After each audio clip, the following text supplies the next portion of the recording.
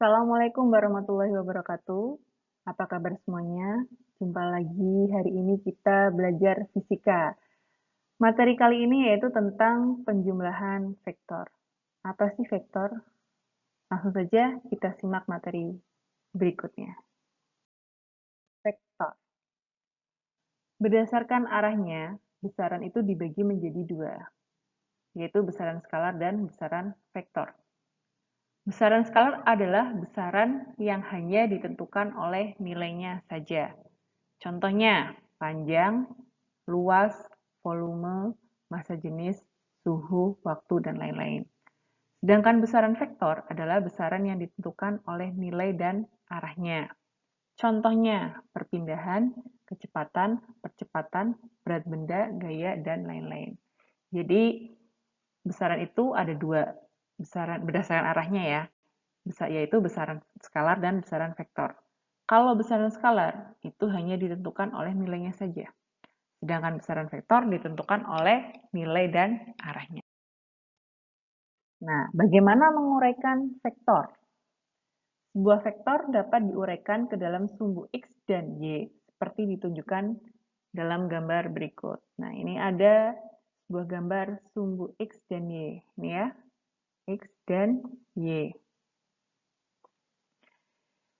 Ada sebuah vektor F. Sebuah vektor F ini dapat diuraikan ke dalam sumbu X, maka nilainya Fx.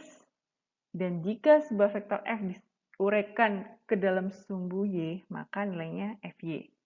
Dengan sudut apit alfa ini ya, maka besarnya gaya pada sumbu X, Fx sama dengan F cos alfa.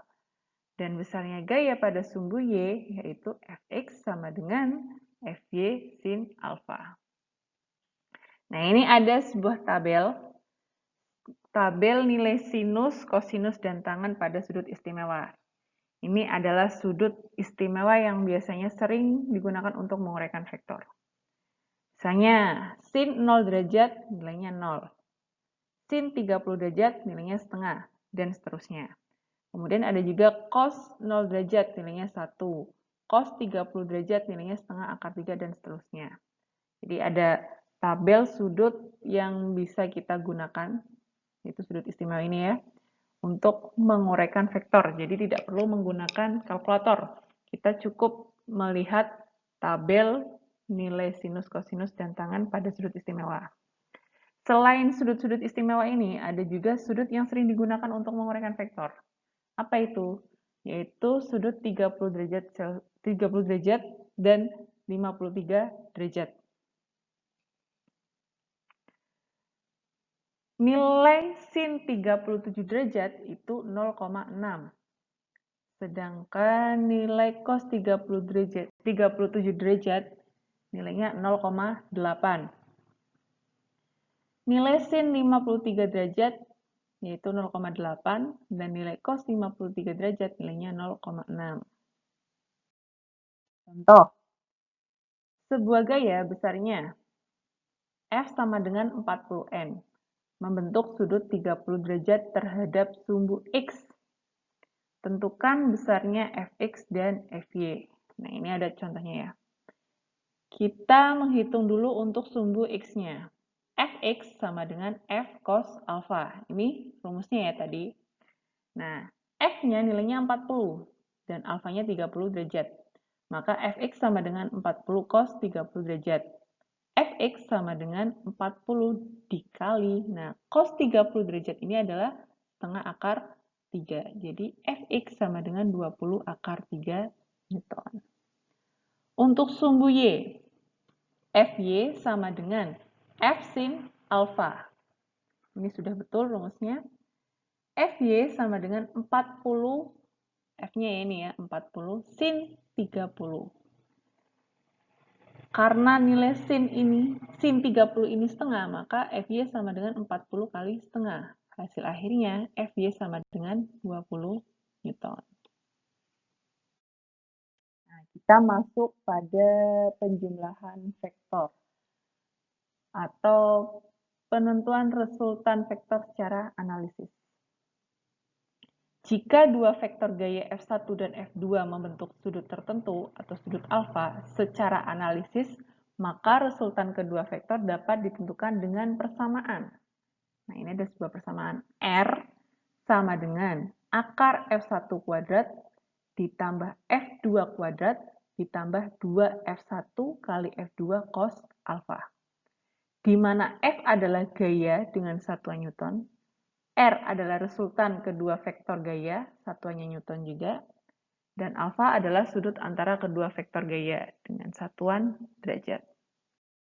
Contoh, dua gaya F1 nilainya 10N dan F2 nilainya 20N membentuk sudut 60 derajat. Berapa besarnya resultan kedua vektor gaya tersebut? Nah, penyelesaiannya R sama dengan akar F1 kuadrat ditambah F2 kuadrat ditambah 2 kali F1 kali F2 kali cos alfa. Ini adalah rumus untuk menghitung resultannya. Kemudian kita masukkan angkanya. R sama dengan akar F1 nilainya 10, jadi 10 kuadrat, ditambah F2 nilainya 20, jadi 20 kuadrat, ditambah 2 kali F1 nilainya 10 kali F2 nilainya 20 kali cos alfa dengan sudut alfanya 60 derajat. Maka R sama dengan akar 10 kuadrat nilainya 100 ditambah 20 kuadrat nilainya 400 ditambah 2 kali 10 kali 20 nilainya 400 cos 60 derajat. Nah, cos 60 derajat itu nilainya setengah. Maka nilai R sama dengan akar 100 ditambah 400 ditambah 200. Hasil akhirnya R sama dengan akar 700 Newton atau 10 akar 7 Newton. Ini contoh untuk penjumlahan dua buah vektor. Nah, untuk pengurangan atau selisih dua vektor, bagaimana untuk menghitung selisih dua vektor? Jika dua vektor gaya F1 dan F2 membentuk sudut tertentu atau sudut alfa, maka selisih kedua vektor dapat ditentukan dengan persamaan. S sama dengan akar F1 kuadrat ditambah F2 kuadrat dikurangi 2 kali F1 kali F2 kali cos alfa. Dengan F adalah gaya satunya Newton. S adalah selisih kedua vektor gaya dengan satuan Newton. Dan alfa adalah sudut antara kedua vektor gaya dengan satuan derajat.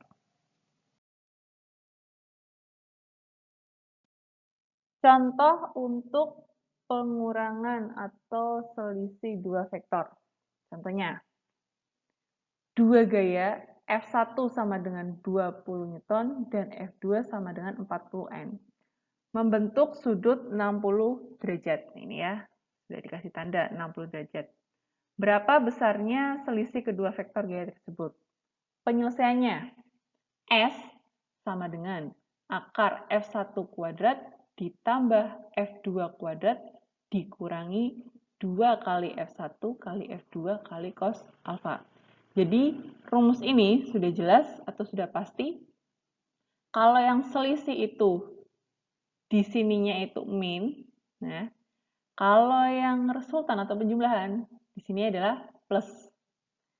Maka S sama dengan akar F1-nya 20 dikuadratkan, ditambah F2-nya 40 dikuadratkan, dikurangi 2 kali F1, yaitu 20, dikali F2, nilainya 40, dikali cos alfa, dengan sudut alfanya 60 derajat. Maka nilai S sama dengan akar 20 kuadrat nilainya 400 ditambah 40 kuadrat nilainya 1600 dikurangi 2 kali 20 kali 40 nilainya 1600 dikali cos 60 derajat nilainya setengah. Maka nilai S sama dengan akar 2000 dikurangi 800. Ini diperoleh dari 400 ditambah 600 ya, nilainya 2000 dikurangi 1600 kali setengah nilainya 800. Maka nilai S sama dengan akar 1200 Newton atau 20 akar 3 Newton.